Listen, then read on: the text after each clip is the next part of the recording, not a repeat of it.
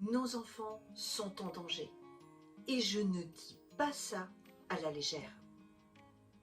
Aujourd'hui, je suis ici pour lancer un cri d'alarme. J'ai récemment découvert, par le plus grand des hasards, une réalité répugnante qui met nos enfants, nos ados, entre les griffes de prédateurs sexuels, tout simplement pour s'enrichir. C'est scandaleux, mais c'est la triste réalité. Restez avec moi jusqu'au bout de cette vidéo, car je vais vous expliquer exactement ce qui se passe et surtout ce que nous pouvons faire pour protéger nos enfants. Si vous ne me connaissez pas, je suis Béatrice, la créatrice de la chaîne Maman P. Et dans une société de plus en plus violente envers nos enfants, je suis résolument pro-enfant. Alors n'hésitez pas à partager cette vidéo, à vous abonner, à la commenter pour lui donner encore plus de visibilité et pour partager ce message crucial. Alors bien sûr, je suis consciente que nous ne vivons pas dans un monde de bisounours. Chaque jour, des affaires de disparition tragiques, d'accidents, d'agressions sont mises en lumière dans nos médias.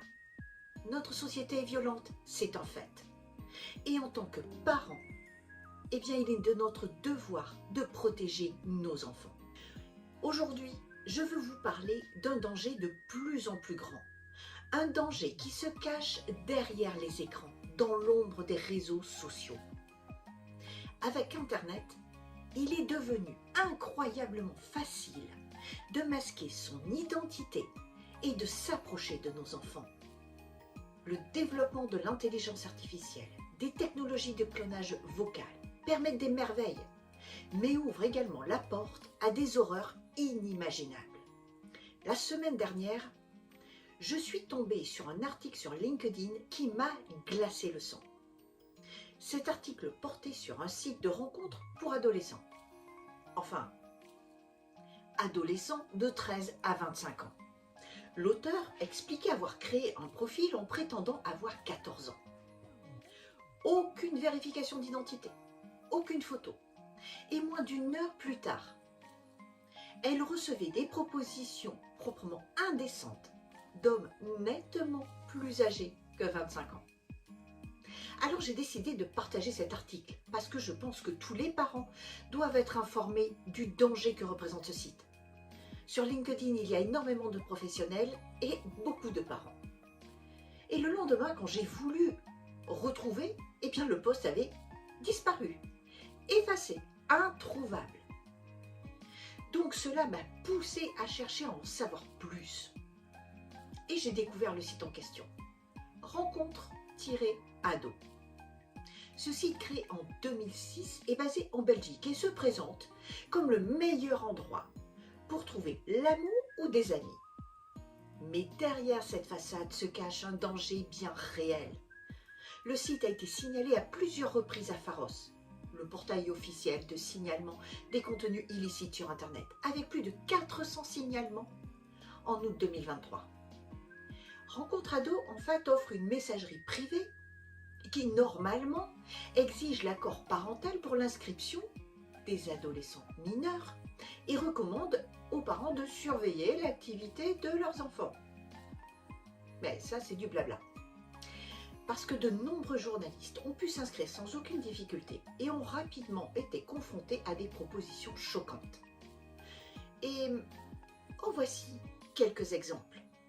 Et comme tu peux le constater, nous sommes très loin des 25 ans. C'est juste immonde. Parce que désolé, mais pour moi, il ne peut pas y avoir d'histoire d'amour entre un ado de 13 ans et un adulte de 25, 30 ou même plus de 40 ans. Ça n'a rien d'un conte de fées et ce n'est absolument pas glamour. C'est juste un détournement de mineurs, une véritable agression. Et le créateur du site, Thomas Mester, a justifié l'inscription des jeunes jusqu'à 25 ans en arguant que l'adolescence ne se termine plus vraiment à 18 ans parce que les jeunes restent de plus en plus tard chez leurs parents. Non mais de qui se moque-t-on? Il a également évoqué des raisons financières liées à la publicité. C'est une question de profit. ce site étant gratuit. Pour s'inscrire, eh bien, qu'on ne s'y trompe pas, le produit, ce sont nos enfants mineurs. Ils attirent des hommes plus âgés et la véritable cible de ce site. Donc je me suis rendue sur le site pour constater par moi-même.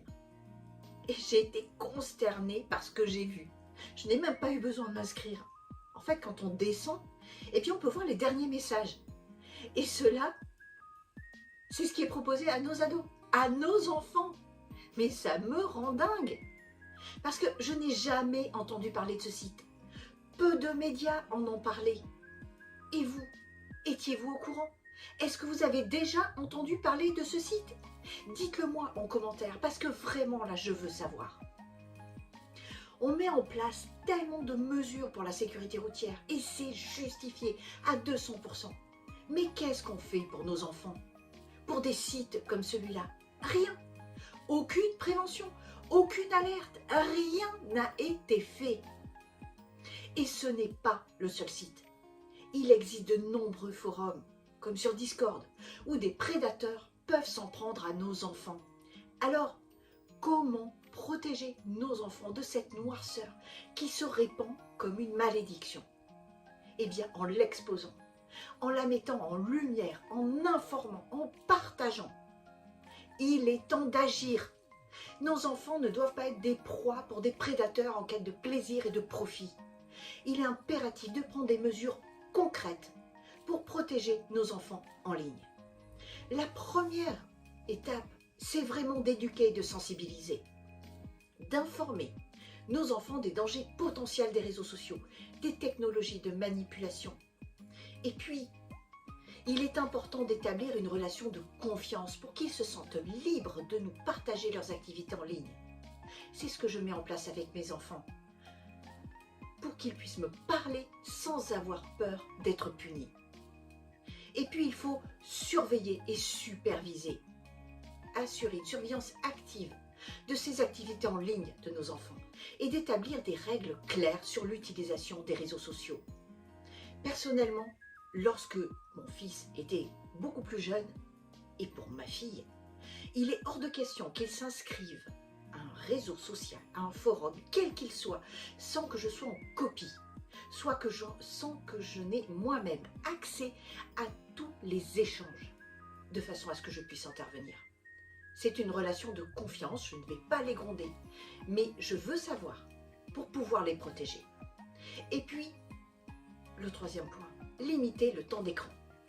Un équilibre sain entre la vie en ligne et la vie hors ligne. Et c'est juste essentiel pour le bien-être mental et émotionnel de nos enfants. Ensuite, il y a l'utilisation des filtres et des contrôles parentaux.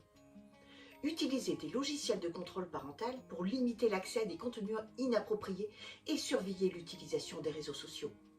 Il y a énormément d'outils. La plupart des antivirus maintenant proposent des systèmes de contrôle parental. Alors tous ces outils, c'est très bien, mais rien ne va remplacer la vigilance des parents. Votre vigilance.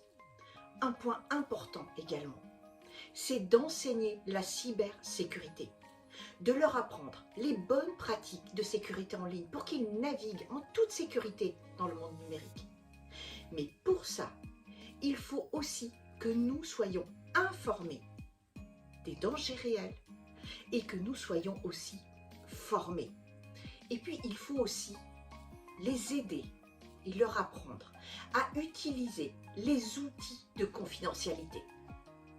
Aidez vos enfants à configurer les paramètres de confidentialité de leur compte, quels qu'ils soient, pour leur apprendre et les aider à protéger leur vie privée en ligne et l'accès à leur contenu. Nos enfants méritent un environnement en ligne sûr et sain. Ils méritent notre protection. Agissons maintenant pour les protéger de cette menace insidieuse qui se répand comme un poison. Toutes ces mesures, qui sont juste indispensables, peuvent sembler étouffantes et paternalistes à nos enfants. C'est pourquoi il est vraiment important de dialoguer, de leur expliquer, en toute transparence et avec des mots adaptés à leur âge, nos craintes et pourquoi nous ne pouvons pas leur laisser autant de liberté qu'ils le souhaitent sur Internet. Personnellement, c'est difficile de devoir inculquer la peur à mes enfants, même si c'est pour les garder en sécurité. Car pour moi, c'est leur enlever une part d'innocence et d'insouciance. Alors, maintenant que nous sommes conscients de ce danger qui guette nos enfants dans l'ombre d'Internet, il est temps d'agir. Ne laissons pas nos enfants être la proie facile de prédateurs sans scrupules. Nous avons le pouvoir de les protéger. Alors je vous encourage à mettre en pratique les conseils que je vous ai partagés aujourd'hui. Éduquer nos enfants sur les dangers des réseaux sociaux et des interactions en ligne. On ne partage pas inopinément des photos, des adresses, des numéros de téléphone. Surveillons leurs activités en ligne de manière proactive et instaurons des règles claires. Nous devons être informés de ce qu'ils font. Limitez leur temps d'écran pour favoriser un équilibre entre le virtuel et le réel. Utilisez les outils de contrôle parental et les filtres pour leur sécurité. Enseignons-leur les bonnes pratiques de cybersécurité. Configurons ensemble les paramètres de confidentialité des comptes. Et surtout, continuons à communiquer ouvertement avec nos enfants, à les écouter, à répondre à leurs questions, quelles qu'elles soient. Ensemble, nous pouvons créer un environnement sûr pour nos enfants sur Internet. N'attendons pas que d'autres soient victimes de ce fléau. Il y en a eu déjà beaucoup trop. Agissons maintenant pour protéger nos enfants. Partageons cette vidéo, sensibilisons notre entourage et utilisons nos efforts pour faire de la sécurité en ligne une priorité absolue. N'attendons pas de nos politiques ou des médias de faire quelque chose. C'est à nous d'agir, c'est à nous de prendre la main. Parce qu'ensemble, nous pouvons changer les choses. Je vous remercie pour votre attention et votre engagement à protéger nos enfants. Alors n'hésitez pas à partager cette vidéo, à vous abonner, à la commenter pour lui donner encore plus de visibilité et pour partager ce message crucial.